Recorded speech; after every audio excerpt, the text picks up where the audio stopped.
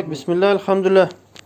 Так, акыркы келген жардамдардан кичине отчет дегендейчи. Аз да бир экөөбүз дайым бизге садакада кайрылышып турат. Мындай үйдө ушу балдардын кийимдерин берген экен, машалла, мынакей.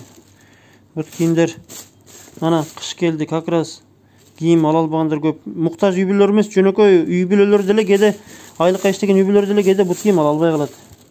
Мисалы үчүн 10 миң, 15 миң айлыга иштеген эркек киши болсо албай калат. Мисалы үчүн балдарына 700 сом, 1000 сомдук немени. Женский экен, мынакей таза. Суу кирип берсе болду. Мына бул деле 1,5 миң, 2 миң турса керек кеминде.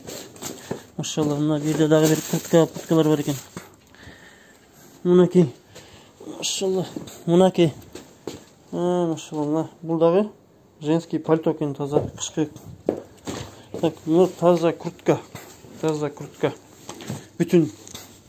Бул деле бир 700 сом, 800 сом калат. Мынакей дагы таза куртка, женский. Мынакей пальто дагы женский пальто экен, а? Мужской пальто экен, мынакей. Анча-мынча балдар чоңоюп калган бирлер кийсе болор эди, жоксо бир мынакей пальто бар экен да, машалла. Бүтүн эле мынакей. Мынакей баш кийим бар экен. Муну да чалчы, кече күнү бир карындаш берген экен муну. Так, мынакей пальто, куртка, как раз сезон. Бирөөлөр ойлошу мүмкүнбү, кийилгендерди ким алмак эле депчи. 90-жылдары, 2000-жылдын баштары кийилгендер эле кийчү элекпиз. Кээде бир жака барганда досуңдун жемпирин берип турчу эле, атаңкын же бирөөнүкүн. Ошо мынакей бул дагы мынакей кандай пальто? Капюшону менен экен, о неме экен, драп сыяктуу, не деп коет эле буну? Дубленка сыяктуу экен, женский. Таза эле экен, машалла, Алла разы болсун. Бул карындаш дагы көптөн бери тааныйбыз, намаз окуган карындаш. Көп эле кийимдерим бар эле дейт. Неме, Өзбекстанга берүүдүн дейт да, бир неме качкындарга кийимдерге берүүдүн. Мынакей бут кийимдер бар экен, машалла. Бул видеону көрсөтүүнүн максаты ушу үйдөгү кийилген кийимдериңер батпай калса, ашча болсо, жакпай калса дегендейчи, 1-2 жери кичине саргайып калса берсеңиздер болот да.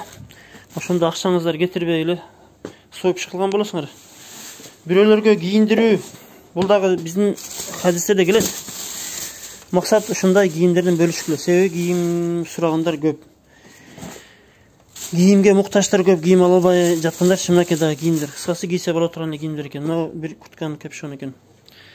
Ошол үйдө кийимиңиздер болсо, кандай кийим кече болсо, бир коляска, ходунок, бир буюм, жарай турган буюм болсо, үйдө жаткан болсо берсеңиздер болот.